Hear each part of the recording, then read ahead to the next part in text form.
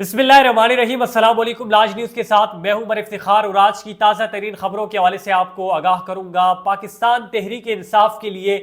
वाकई ये बहुत बुरी खबर है और इस अदलिया के निज़ाम पर सवालिया निशान भी है। तो बताते जाऊँ आपको कि इमरान खान और शाह महमूद कुरैशी को साइफर केस में 10 साल कैद की सज़ा सुना दी गई है। इसके साथ साथ आपको अगर मैं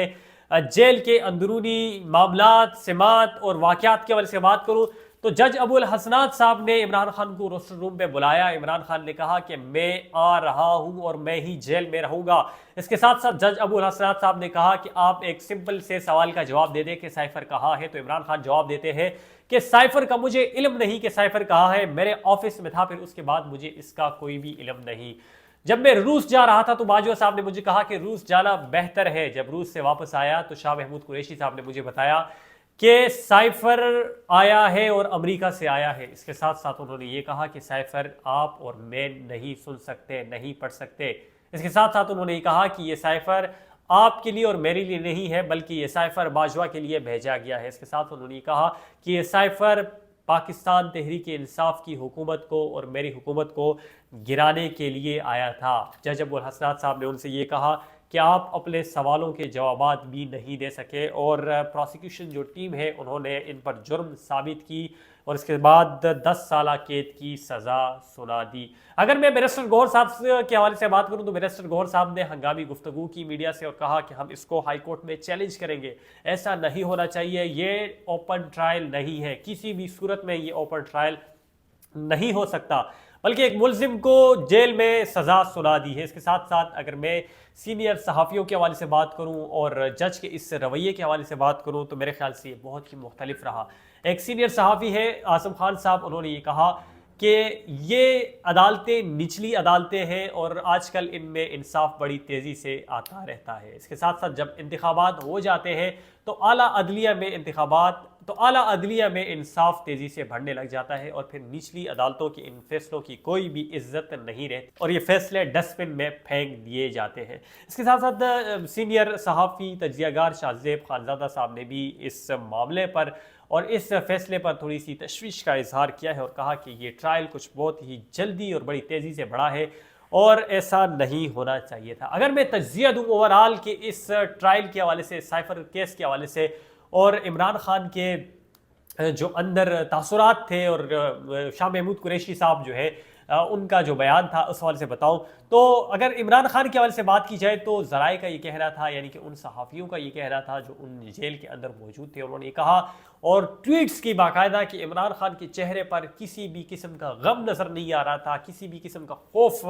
नज़र नहीं आ रहा था और इमरान खान ने ये बयान दिया है कि आप लोग 8 फरवरी को बाहर निकले, आप पाकिस्तान तहरीक इंसाफ के निशानात को वोट दें और उनको कामयाब बनाएं। इसके साथ साथ शाह महमूद कुरैशी साहब ने कहा कि मेरा तो बयान ही रिकॉर्ड नहीं किया और उन्होंने इसके साथ साथ इससे एहतजाज भी किया कि ऐसा नहीं हो सकता, फैसला जो है वो पहले से आया हुआ था। अगर मैं बात करूं अलीमा खान की तो अलीमा खान भी कह चुकी थी, दीगर सीनियर सहाफ़ी भी कह चुके थे और इसके साथ साथ इमरान खान खुद कह चुका था कि ये मैच फिक्स है और आपने फैसला पहले से ही सुना दिया। अगर मैं पिछले समात के वाले से बात करूं तो पिछली समात में तकरीबन ये समात 14 घंटे की रही और इस समात में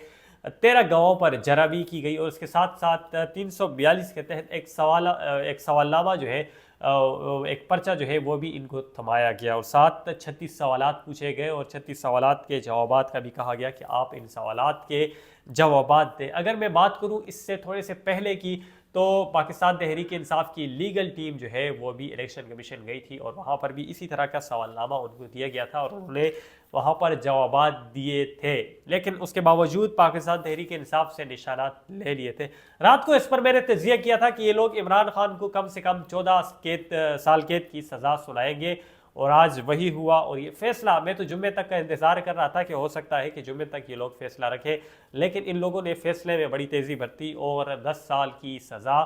सुना दी। अगर मैं बात करूं बैरिस्टर ज़फ़र अली साहब की तो बैरिस्टर ज़फ़र अली साहब ने भी कहा कि ये किसी भी किस्म का इंसाफ नहीं है, ये आर्टिकल 10A की खिलाफ वर्जी है और ये एक पाकिस्तान और ये जमहूरियत का जनाजा निकालने के मुतरादिफ है और अदलिया पर भी उन्होंने सवालिया निशान जो है اٹھایا ہے۔ اگر میں اب اوورآل اس پر تجزیہ دوں، جج ابو الحسنات ذوالقرنین صاحب کے اس رویے پر، اس انصاف پر، تو بہت سے صحافیوں کو میں نے دیکھا، خاص کر ان صحافیوں کو جنہوں نے اس کو کور کیا اور جو بالکل غیر جانبدار رہے، نہ وہ پاکستان تحریک انصاف کا ساتھ دیتے رہے اور نہ ہی کسی اور کا، بلکہ اپنی صحافت جو ہے وہ کرتے رہے۔ انہوں نے یہ کہا کہ یہ ٹرائل جو رات اندھیرے ہو رہا ہے، انصاف بڑی تیزی سے بڑھ رہا ہے، ایسا نہیں ہونا چاہیے، ٹرائل میں وقت دینا چاہیے، ان لوگوں کو تھوڑا سا حوصلہ اور صبر سے کام لینا چاہیے، لیکن ایسا نہیں کیا۔ جج ابو الحسنات صاحب نے اپنی روایات کو برقرار رکھا، جیسے کہ انہوں نے پہلے وزیر اعظم نواز شریف کو انہوں نے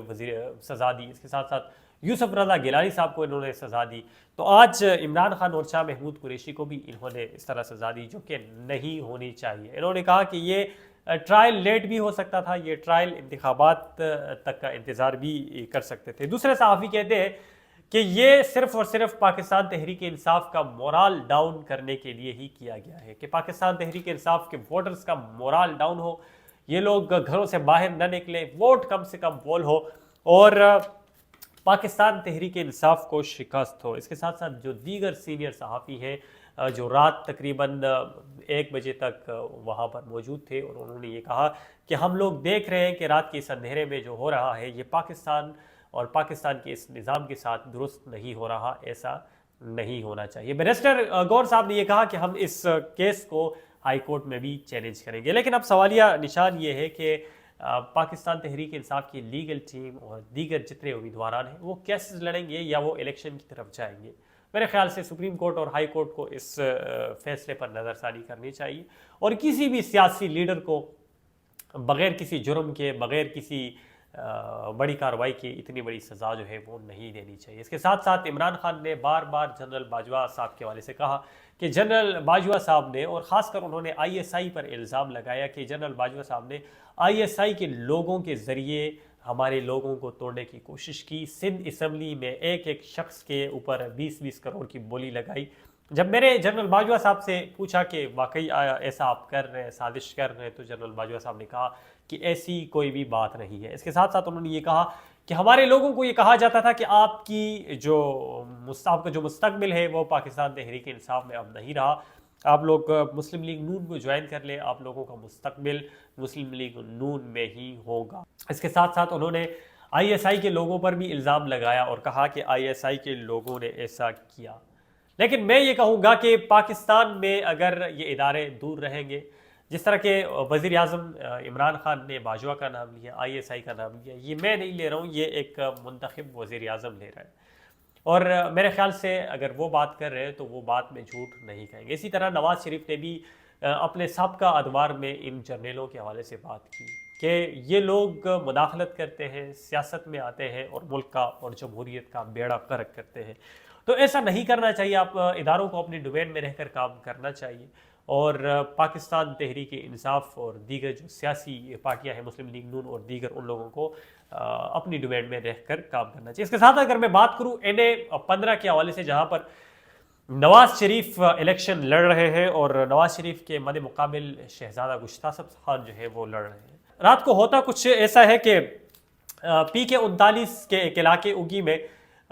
جو کہ میرا اپنا علاقہ بھی ہے، وہاں پر پولیس ریڈ کرتی ہے اور وہاں پر پاکستان تحریک انصاف کے لوگوں کو، دوستوں کو، ورکروں کو اٹھایا جاتا ہے، اور وہ ایک ایسا علاقہ ہے جہاں پر ان کی کلچر، ان کی تہذیب، ان کا جو مسکن ہے وہ بالکل اس چیز کی اجازت نہیں دیتا۔ اور ساتھ ساتھ میں یہ بتاتا جاؤں کہ پاکستان تحریک انصاف کے امیدوار وہاں سے ایک ورکر ہیں، اور جو وہاں کے لوگ ہیں وہ بالکل پرامن ہو کر ریلیاں نکالتے ہیں، کوشش کرتے ہیں کہ وہ اپنی مہم جو ہے وہ جاری رکھیں۔ اور یہ پاکستان تحریک انصاف کے حوالے سے میں بات صرف نہیں کر رہا، بلکہ جتنے بھی لوگ ہیں جن کی بھی عزت چاروں چار دیوالی جو ہے وہ کسی بھی دور میں پامال ہوئی، میں اس کی مذمت کرتا ہوں، اور آج بھی یہ کہوں گا کہ کوئی بھی پولیس ہو، خواہ وہ ہمارے علاقے کی پولیس ہو یا خواہ وہ دیگر پولیس ہو، الیکشن کمیشن آف پاکستان اس بات کا اور اس چیز کی الیکشن آئین پاکستان اور اس ملک کا قانون ہمیں اس چیز کی اجازت دیتا ہے، ہر شہری کو اجازت دیتا ہے، ہر فرد کو اجازت دیتا ہے کہ وہ اپنا آئینی حق رکھتا ہے کہ کسی بھی پارٹی کو سپورٹ کرے، لیکن اگر ادارے اسی طرح مداخلت کرتے رہیں گے اور ایک دوسرے سے دور کرتے رہیں گے اور دلوں میں نفرتیں ڈالنے کی کوشش کریں گے تو میرے خیال سے پھر جو حالات ہوں گے اور جو انجام ہوں گے وہ بہت دور تک چلے جائیں گے. پھر میرے خیال سے صدیوں میں بھی یہ محبتیں واپس نہیں آ سکیں گی اور راہیں جو ہے وہ بالکل جدا ہو جائیں گی. تو گزارش یہ ہے کہ امن و امان سے، محبت سے، پیار سے ان کو سمجھانے کی کوشش کریں. اور خواہ کوئی بھی پارٹی والے ہوں، کسی بھی پارٹی والے ہوں، ان سے بھی گزارش ہے کہ امن کے ساتھ، پاکستان کی جھنڈے کی عزت کے ساتھ، پاکستان کے آئین و قانون کے اندر میں رہ کر آپ لوگ اپنا احتجاج ریکارڈ کروائیں، آپ لوگ باہر نکلیں، ریلیاں نکالیں، الیکشن مہم کریں اور 8 فروری کو ووٹ ضرور دیں. مزید لیٹسٹ اینڈ ایکسکلوسیو نیوز کے لیے دیکھتے رہیے لاج نیوز. Thank you. السلام.